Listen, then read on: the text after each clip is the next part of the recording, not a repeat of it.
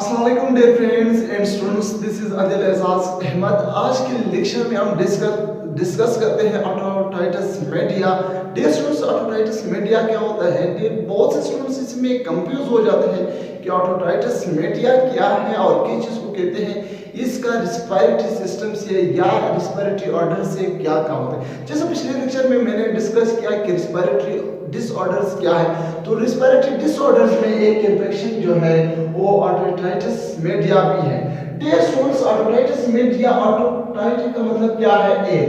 जिसका मतलब inflammation and media. Media किसी फ्लूइड को कहते हैं, मिक्सचर को कहते हैं, यानी वो फ्लूइड, वो चीज जो मिड ब्रेन, मिड हेयर के अंदर, मिडल हेयर जो होते हैं, सॉरी, मिडल हेयर के अंदर कोई इंफेक्शन या इन्फ्लेमेशन आ जाता है, उसको हम क्या कहते हैं? Otitis. Dear students, it is the air inflammation, it is the air inflammation which present in middle ear.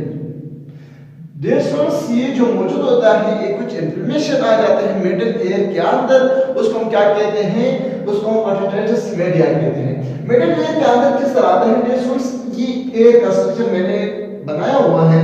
यहाँ पे इस हिस्से को, ये हिस्सा जो है यहाँ से लेकर यहाँ तक, इस हिस्से को हम आउटर एयर कहते हैं, और यहां से ये हिस्सा जो है, ये हिस्सा, इसको हम क्या कहते हैं? इसको हम कहते हैं मिडल एयर। ये जो हिस्सा है, इसको क्या कहते हैं? मिडल एयर कहते हैं। डियर स्टूडेंट्स, मिडल एयर की इस साइड से बाहर जो हिस्सा है, उसको क्या कहते हैं? इनर एयर कहते हैं। इनर एयर कहते हैं। यहां तक क्लियर हुआ कि जो एयर है उसकी तीन पार्ट्स हैं। एक है आउटर एयर, यहां से लेकर यहां तक ये आउटर एयर है, दरमियान में ये एरिया जो है ये मिडल एयर है, और उस साइड पे जो है उसको हम इनर एयर कहते हैं। यहां पे एक कैनाल मौजूद होते हैं, इस कैनाल को क्या कहते हैं? एडेट्री कैनाल। एडेट्री कैनाल, ये कैनाल को एडेट्री कैनाल कहते हैं। यहां पे एक और पर्दा मौजूद होता है, यहां पे देखिए आपको ग्रीन कलर से, ये क्या होता है? ये एयर ड्रम मौजूद होता है, एयर ड्रम। यहाँ पे इसके साथ तीन डॉट्स आप लोगों को नजर आ रहा है, यहाँ पे तीन बोन्स मौजूद होते हैं जो मिडिल एयर में मौजूद होते हैं। उसको, तीन बोन्स को क्या कहते हैं? ओसिकल्स बोन्स भी कहते हैं। ठीक है, ये तीन बोन्स मिडिल एयर में मौजूद होते हैं। मिडिल एयर की साइड में, ऊपर साइड में क्या मौजूद होते हैं? एक कैविटी है, एक मेम्ब्रेन है, उसको हम क्या कहते हैं? टाइम्पेनिक मेम्ब्रेन है। ये टाइम्पेनिक मेम्ब्रेन क्या करते हैं? ये को स्टोर कर रहा है ताकि जो ये प्रेशर है उसको मेंटेन करे। वो यहाँ पे कैविटी है, इस मेम्ब्रेन के ऊपर कैविटी है, उस कैविटी को हम क्या कहते हैं? टाइम्पेनिक कैविटी या मेम्ब्रेन, जो ये प्रेशर को मेंटेन करता है, कंट्रोल कर रहा है। यहाँ पे एक और ट्यूब मौजूद होते हैं, इसको क्या कहते हैं? Eustachian tube. यूस्टेशन ट्यूब मौजूद होती है। यहाँ पे ये हम बात करते हैं ऑटोटाइटिस मीडिया इन्फेक्शन कौन सा है। डियर स्टूडेंट्स, कभी कभार क्या होता है, ये जो ट्यूब है, इस ट्यूब का काम क्या है? स्टूडेंट, ये जो निकला हुआ है पेरिंग्स की तरफ,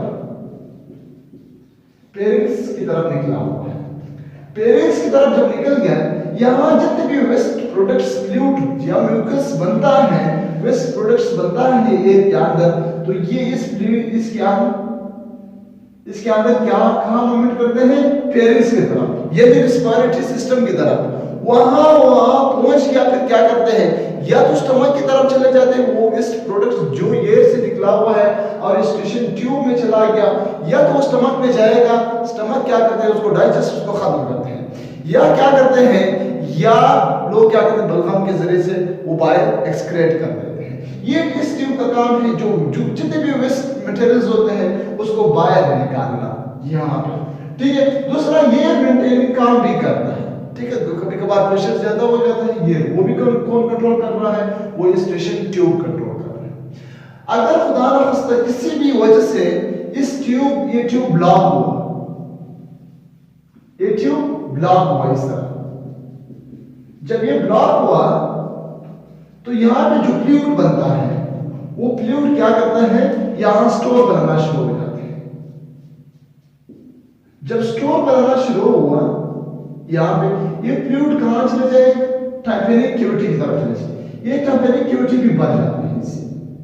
एक बार फिर सुन ले, ऑटोटाइसिस मीडिया क्या है? ऑटोटाइसिस मीडिया जो मिड ब्रेन की एक पार्ट जो होते हैं, मिड ब्रेन के अंदर जो हिस्सा है वो ये स्टेशन ट्यूब जो है वो अगर म्यूकस वेस्ट प्रोडक्ट से ब्लॉक हुआ तो ये इस तरह मूवमेंट नहीं करेगा, ये यहाँ ब्लॉक हुआ तो जितने भी वेस्ट प्रोडक्ट है वो यहाँ पे क्या होता है, स्टोर हो जाता है। तो स्टोर की वजह से कुछ कहाँ चले जाते हैं, टाइम्पेरिक कैविटी की तरफ चले जाते हैं और ये जगह भी भर जाते हैं। कभी कभार क्या होता है, जो ये ड्रम है, ये ड्रम क्या होता है, फट जाते हैं, बस जाते हैं, तो उसकी वजह से क्या होता है, वो फ्लूइड बाहर आना शुरू हो जाते हैं। इस डिजीज को हम क्या कहते हैं, इस डिजीज को हम कहते हैं ऑटोटाइसिस मीडिया। आई होप यहां तक आप लोगों को क्लियर हुआ। अब क्या है otitis media? when station tube blocked filled with the fluid, जो फ्लूइड है उसकी वजह से जो ट्यूब है वो ब्लॉक हुआ तो क्या होता है, यहाँ पे कौन सा डिजीज पैदा करते हैं, ऑटोटाइसिस डिजीज पैदा हुआ और यहाँ पे एयर ड्रम भी प्लस जाते हैं और यहाँ पे ये जो टाइम्पेरिक कैविटी है वो भी वो फ्लूइड से भर जाते हैं। तो इस डिजीज को हम क्या कहते हैं, ऑटोटाइसिस मीडिया कहते हैं। इसके कितने टाइप्स हैं? ऑटोटाइसिस का जो मीडिया है उसकी तीन टाइप्स होते हैं। देयर आर फॉलोइंग 3 टाइप्स मौजूद होते हैं। इसमें एक है AOM जिसका मतलब है एक्यूट ऑटोटाइटिस मीडिया, दूसरा जो है OME otitis media effusion. Acute otitis media का मतलब ये है कि यानी वो ये 1 हफ्ते 2 हफ्ते में खुद खत्म हो जाता है, कम टाइम में, शॉर्ट टाइम में वो डिजीज हो फिर खुद ये खुल जाते हैं, ये खत्म हो जाते हैं। लेकिन यहाँ पे ऑटोटाइटिस मीडिया इफ्यूजन में फिर क्या होता है, यहाँ ये पर्दा फट जाते हैं और ये क्या करते हैं, फ्लूइड बाहर आना शुरू हो जाते हैं और जब फ्लूइड बाहर निकल गया तो ऑटोटाइटिस मीडिया के जो फ्लूइड है वो खत्म हो जाते हैं और इंसान को थोड़ा सा सुकून मिल जाता है। दूसरा COME यानी क्रोनिक ऑटोटाइटिस मीडिया। क्रोनिक का मतलब क्या है, लॉन्ग टाइम ये मीडिया हो और यहाँ से फ्यूजन भी मौजूद हो, यहाँ से फ्लूइड आना शुरू हो जाते हैं लॉन्ग टर्म, तो इसको हम क्या कहते हैं, क्रोनिक ऑटोटाइटिस मीडिया। डियर स्टूडेंट्स याद रखें, कॉमन इन चिल्ड्रन, ये ज्यादातर किस चीज में कॉमन होता है, ये बच्चों में बहुत कॉमन होता है, खासकर उस बच्चों में 3 मंथ्स और 3 इयर्स के जो बच्चे हैं उसमें बहुत कॉमन होते हैं। Because of small size of horizontal position, या वजह क्या है बच्चों में कॉमन क्यों है, एक तो इसका साइज बहुत कम है बच्चों में, या कभी कभार बच्चों में जो ये शेप होता है, ये ट्यूब है, वो बिल्कुल इस सीधा फॉर्म में मौजूद है, बिल्कुल सीधा है, ठीक है, यानी उसका जो पोजीशन है वो ओरिजेंटल फॉर्म में होगा। ये जो टेढ़ा है बच्चों में इस तरह स्ट्रेट होगा, ठीक है, वो स्ट्रेट की वजह से क्या होता है, ये फ्लूइड यहाँ पे स्टोर बनना शुरू हो जाते हैं, वो नीचे की तरफ नहीं जाएगा, फिर क्या करते हैं, बैक्टीरिया वायरस इस पर इंफेक्शन पैदा कर देते हैं और ये फिर ऑटोटाइटिस मीडिया बन जाते हैं। डियर स्टूडेंट्स, यहाँ पे जो है ऑटोटाइटिस मीडिया बच्चों में कॉमन इसलिए है कि वो डिपेंड कर रहा है स्टेशन ट्यूब पर। यहाँ तक ये चीज भी क्लियर हुआ। अब हम आ रहे हैं काजेस क्या है, ये ब्लॉक क्यों होता है, इसका काजेस क्या है, वजूहात क्या है। डियर स्टूडेंट्स, एलर्जी की वजह से हो सकता है, कॉमन कोल्ड की वजह से, कॉमन कोल्ड जो वायरस होता है उसकी वजह से, यानी वायरल इन्फेक्शन की वजह से, या बैक्टीरियल या फंगल इन्फेक्शन की वजह से क्या होता है, ये जो ट्यूब है वो ब्लॉक हो जाते हैं, या साइनसिस इन्फेक्शन। साइनसिस जैसे मैंने पिछले लेक्चर में बताया, साइनसिस जो इन्फेक्शन है, जो कैविटी है उसकी वजह से भी ये इन्फेक्शन पैदा हो सकता है। स्मोकिंग की वजह से ये डिजीज काज हो सकता है, वीक इम्यूनिटी की वजह से, कमजोर इम्यून सिस्टम की वजह से भी ये होता है, और लो ब्रीड फीडिंग, जो माँ होते हैं वो अपने बच्चों को ब्रीडिंग नहीं दे रहे हैं, ब्रीड फीडिंग नहीं दे रहे हैं, तो उसकी वजह से भी होता है। वो किस तरह होता है, ये चीज बहुत लाजमी है याद रखें। जो बच्चे होते हैं, बच्चे क्या करते हैं, वो लेटे हुए वो क्या कर देते हैं, उसको खाना देते हैं, वो जब वो लेटे हैं तो वो उसकी सर नीचे होता है और जब खाना देते हैं तो खाना क्या होता है, थोड़ा सा इसोफेगस में चले जाते हैं, थोड़ा सा खाना वो किस तरफ चले जाते हैं, क्योंकि बच्चों का जो ये ट्यूब है वो बिल्कुल स्ट्रेट है, तो थोड़ा सा खाना या थोड़ा सा खुराक इसमें चले जाते हैं।